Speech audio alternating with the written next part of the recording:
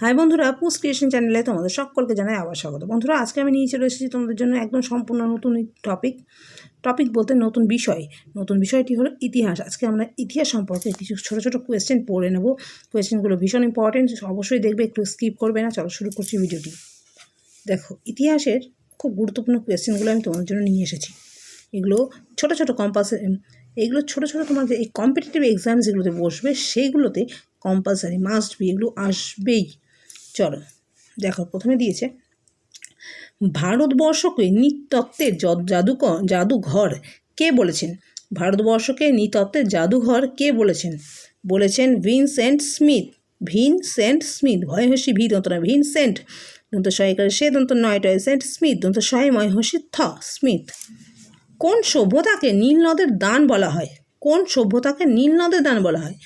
মিশরীয় সভ্যতাকে। কোন সভ্যতাকে? মিশরীয়। ময়হসি তালবস মিশ বয়সন রয়ের দীর্ঘে অন্তস্থ মিশরীয় সভ্যতাকে। দন্ত স ভয় জফলা সভ্যতা একার তা কয়কার কে? সভ্যতাকে। ভারতের প্রাচীনতম সভ্যতার নাম কি? নাম কি? মেহেরগড় সভ্যতা। ময় একারে মে হয় একারে হে বয়সন র মেহেরগড় ডয়সন র গড় সভ্যতা দন্ত স ভয় জফলা তয় একারে তা। মেহেরগড় সভ্যতা কত সালে আবিষ্কৃত হয়েছিল? 1974 খ্রিস্টাব্দে। 1974 খ্রিস্টাব্দে মেহেরগড় সভ্যতা আবিষ্কৃত হয়েছিল। হরপ্পা সভ্যতা কবে আবিষ্কৃত হয়? 1924 খ্রিস্টাব্দে হরপ্পা সভ্যতা আবিষ্কৃত হয়। 1924 খ্রিস্টাব্দে। বেদকে কি বলা হয়? অপৌরুষেয়। অপয়ৌ করে পৌ বয়সন রয় হস্যি অপৌরু পেটকাটা মন্দন সহায়িকারে সে অন্তস্থ অপৌরুষেয়। বেদকে বলা হয় অপৌরুষেয়। ঋক বৈদিক যুগে রাজাকে পরামর্শ দানের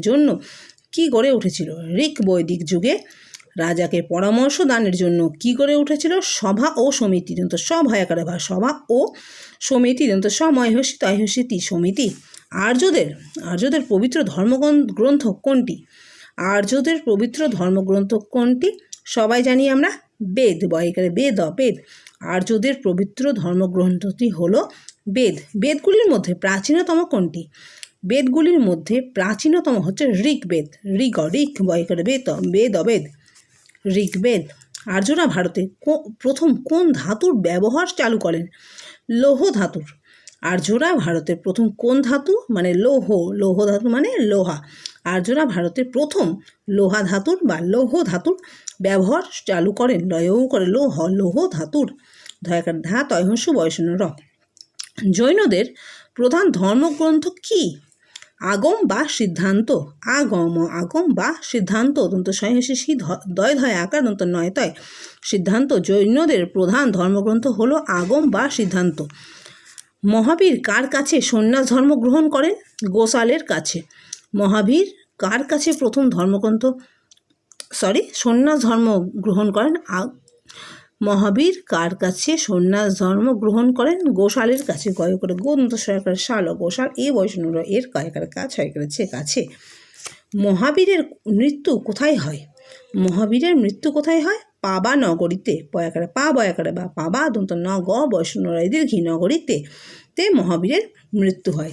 বৌদ্ধদের পবিত্র ধর্মগ্রন্থের নাম কি? এটাও আমরা সকলে জানি, ত্রিপিটক।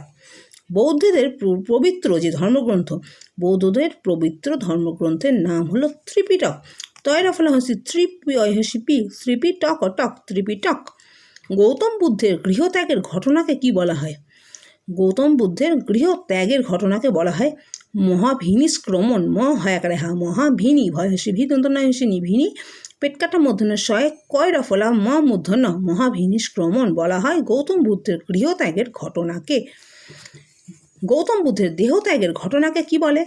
গৌতম বুদ্ধের দেহত্যাগ মানে মারা গিয়েছিলেন যে সেই ঘটনা, দেহত্যাগ করেছিলেন তিনি নিজে, সেই ঘটনাকে বলা হয় মহাপরিনির্বাণ। হয় আকারে মহাপরি প বয়সন রয়সি পরিনির্বাণ দন্ত নয় হসি বয়রে আকার মূর্ধন্য। গৌতম বুদ্ধের দেহত্যাগের ঘটনাকে বলা হয় মহাপরিনির্বাণ। গৌতম বুদ্ধের গৃহত্যাগের ঘটনা মানে ঘর ছেড়েছিলেন, যেটা গৃহত্যাগ করেছিলেন, সেটাকে বলা হয় মহাভিনিষ্ক্রমণ। বৌদ্ধদের পবিত্র ধর্মগ্রন্থের নাম ত্রিপিটক। মহাবীরের মৃত্যু হয়েছিল পাবানগরীতে। মহাবীরের কাছে মহাবীর কার কাছে সন্ন্যাস ধর্ম গ্রহণ করেছিল? গোশালের কাছে। জৈনদের প্রধান ধর্মগ্রন্থ হচ্ছে আগম বা সিদ্ধান্ত। আর্যরা ভারতে কোন ধাতুর ব্যবহার চালু করেছেন? লৌহ ধাতুর। ঋগ্বেদ হচ্ছে বেদগুলির মধ্যে প্রাচীনতম। ঋগ্বেদ হলো বেদগুলির মধ্যে প্রাচীনতম। আর্যদের পবিত্র ধর্মগ্রন্থ হলো বেদ। ঋগ্বৈদিক যুগে রাজাকে পরামর্শ দানের জন্য গড়ে উঠেছিল সভা ও সমিতি। বেদকে বলা হয় অপৌরুষেয়। এটা আমি তাড়াতাড়ি শর্টকাটে একবার বলে দিচ্ছি, যেহেতু একবার তো বলে দিয়েছি সেহেতু আমি একবার রিভাইজ দিয়ে দিচ্ছি। হরপ্পা সভ্যতা গড়ে উঠেছিল বা আবিষ্কৃত হয়েছিল 1924 সালে। মেহেরগড় সভ্যতা আবিষ্কৃত হয়েছিল 1974 খ্রিস্টাব্দে। ভারতের প্রাচীনতম সভ্যতার নাম হলো মেহেরগড় সভ্যতা। আর কোন সভ্যতাকে নীল নদের দান বলা হয়? সবাই জানি আমরা মিশরীয় সভ্যতা। আর ভারতবর্ষকে নৃতত্ত্বের জাদুঘর বলেছেন কে? Vincent Smith.